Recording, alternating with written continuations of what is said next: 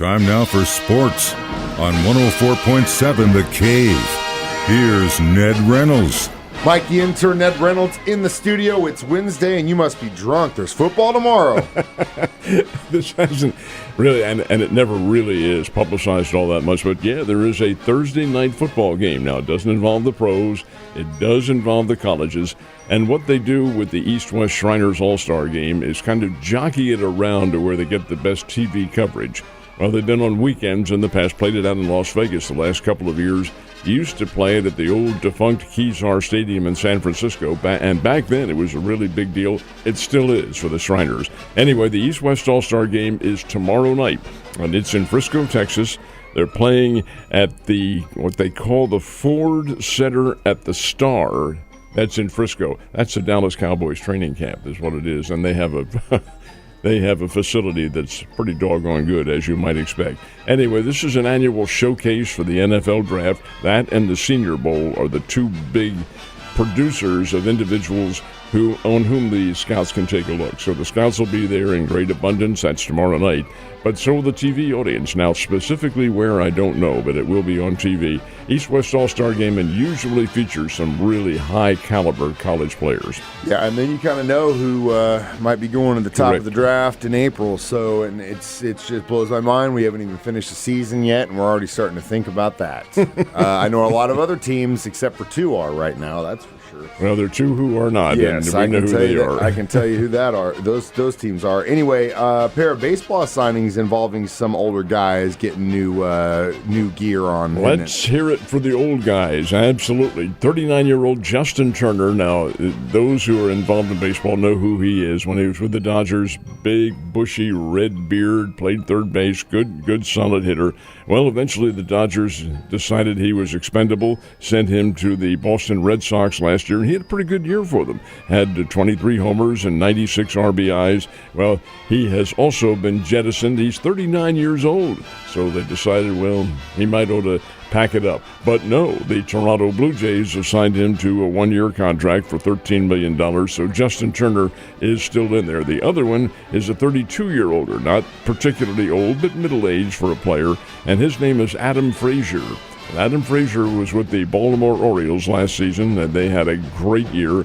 Frazier played mostly second base, but he's a utility infielder, and he has been signed by the Kansas City Royals. 2 years, $4.5 million. That is an upshot for Kansas City. He'll help. He's not going to carry the franchise on his shoulders, but Adam Frazier will help that ball club. Big congratulations to them, and I think you're right about that. Price is right, too. Tennessee football, not looking too good for those guys. This is really interesting, too, because Tennessee has been accused of violations of NIL, the name, image, and likeness. Wait a minute, how do you violate rules there? There are no rules. But the NCAA has come down with kind of a variable level of policies on how that's to be determined. Folks, the NIL, or the name, image, and likeness, is paying the players to produce for them. Maybe do commercials or speak to clubs or do something in which they can earn some money. And the money can be out of sight. They're getting very, very rich, some of these. Well, you're not allowed to use the NIL as an enticement to come to that college. You can't say, hey, we'll pay you $1 million or something to come here and play football for us. You can't do that. Well, Tennessee is apparently accused of doing something like that. They strongly deny the charges. So we'll see what happens, see how far that goes. We shall see, and it doesn't really matter, though, because, it could be NCAA violations all day, and you can still win a national championship, am I right? How about Michigan? Thank you. Am I right? And tonight's a big night, some college basketball games on the court. Especially for the area teams, this is a very big one. The Bears, who are riding the crest of it looks meager right now, but a 2-game winning streak. And that says something because the Bears have not had a good start to the 2024 season, at least this portion of it. They have 2 straight wins now, one of which was a week ago tonight, and that was a double overtime come-from-behind win over Drake. That was big. Bears beat Valparaiso on Saturday. Valpo is not very good. Tonight, playing a good team, and you go on the road to Carbondale to play Southern Illinois. The Bears, Missouri State, and back in the old days, Southwest Missouri State. And Southern Illinois had a great rivalry and still do. Of course, they're conference members now, except that the Bears and Salukis only play during the regular season one time this year. The only team on their schedule that they play once. Now, that doesn't include the tournament. Could happen again. But this will be the only game of the year. Southern Illinois is pretty good. As a matter of fact, they have reverse records. Southern Illinois is 6-4. The Bears are 4-6. That's one of the big games, and they'll play at the Banter Center in Carbondale. The other game in the area is extremely interesting, too, at the Mizzou Arena up in Columbia. Missouri is still looking for its first conference win of the season. They are 0-7 in the Southeastern Conference. Neither the pundits and certainly not Coach Dennis Gates thought this would happen at all.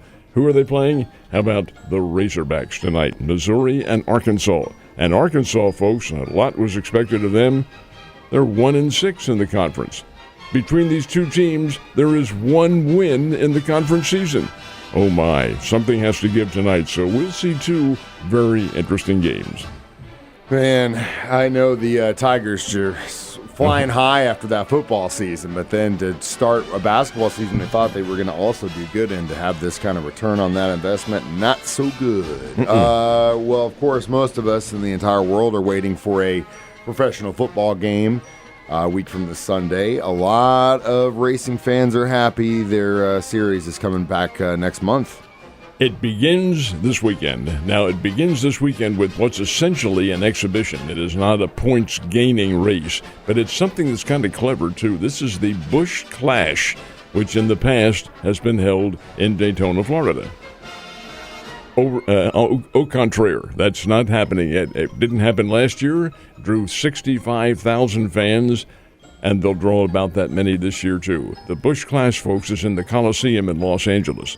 Now, that's hardly the size of a racetrack, but they have designed the course around the football field and around the track facility. Coliseum's a large place, not that large, but indeed the fans turned out last year. They saw a pretty exciting little race, a good start to the season, and that will occur this Saturday and Sunday. They have the warm-ups on Saturday in Los Angeles, and then the championship is on TV Sunday evening. So this is a big deal. The Busch Clash, Coliseum, Los Angeles, and it is this weekend, and then it's racing on. The green flag falls for the rest of the season.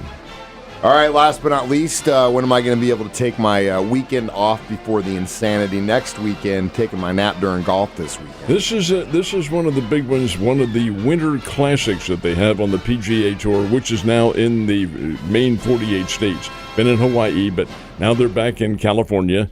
But this one might be a little damp because they are playing golf at Pebble Beach, which is just outside. It's in the Carmel Peninsula, which is near San Francisco.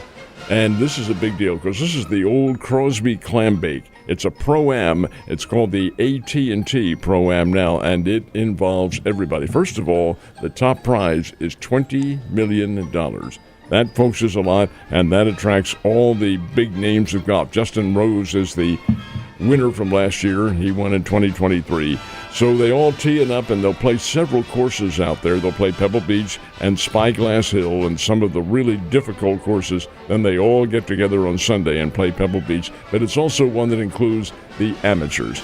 And I remember very well back in, I want to say it was 1990 or 91, somewhere around there, where a Springfield amateur team and pro, the pro was Payne Stewart, the amateur was Jim Morris. They won the doggone thing. And that's a big, big deal. Anyway, that's the Pebble Beach Pro-Am that comes up this weekend. That means that kid who just won that tournament not too long ago is going to compete. He can play. He can play in this one, and he has turned pro now. Well, I'm not surprised after seeing that amount of money that he missed out on. Ned, you have a good Wednesday. I'll see you tomorrow.